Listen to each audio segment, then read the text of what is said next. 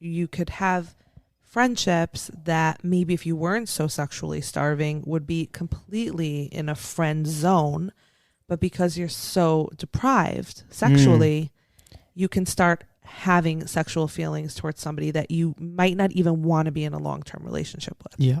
Blurs the lines. It just blurs your... right. It's like going food shopping on Tisha B'Av. Like you are putting stuff in your cart that you on a normal day would not be that interested in. Mm-hmm. You know, you're very good at analogies. Thank you. I'm the analogy master. Well, you have competition now. Yeah. You're very good. Wow. Thank you. Wow. So I just want to say that, like when people are saying, no, there's no such thing as platonic relationships. And this is like a hot topic in Beis Yaakovs and things like that. Well, yeah, if you're talking to a bunch of sexually deprived teenagers, it's going to be really, really hard to be in a platonic relationship because your sexual appetite is roaring and you have these people in front of you, you know, and that might be one of the dangers. It could be like a blessing and a curse, but the dangers of shidduch dating is that you are grocery shopping while starving. Yes. Yes. Mm-hmm. And that might work to people's advantage. Maybe that's why so many people actually get married in the shidduch system. It might actually really work. It is, yeah. Well, we're very starving. Remember, like the show's American Jewish dating, and we are influenced by American Jewish dating into shidduchim, which is where they're two very different things. It's the yin and the yang.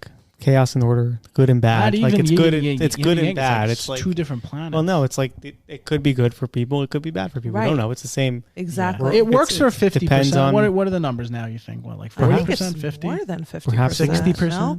Like if you think of your high school class, 12th grade, I don't want. How many people are married?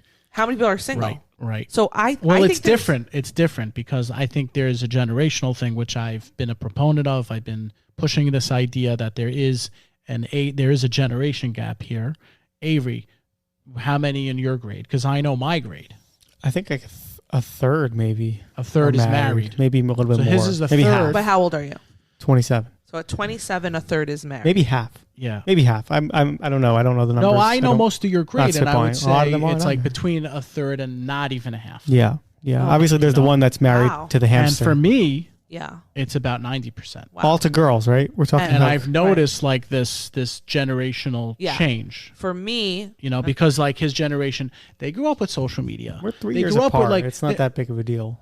But it seems like that's a huge difference. But let me explain that. I know it's funny. I know it's funny and cute, but like it's a generational thing. Meaning, it's like two generations. There's some people you may have who are actually not in your generation, but they're in your grade. So you might be the same age as them, or they might relate more to the generation maybe they above have older or the parents generation or younger below. parents. Right. I see that. Right. So that's a generational difference, even though you could be the same age. Yeah. Like for example, Avery and I were 3 years apart. It's nothing.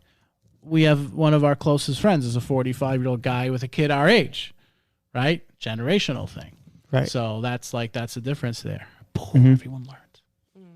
You know? Well, some of our friends have parents who are like almost 70, whereas I guess considering our parents are maybe a little bit younger than that. And that friend is like not in my generation. A very different world. He's like, Well, how it used to be was, this is how I felt in my generation, was that 50% of the class got engaged or married within the first year or two.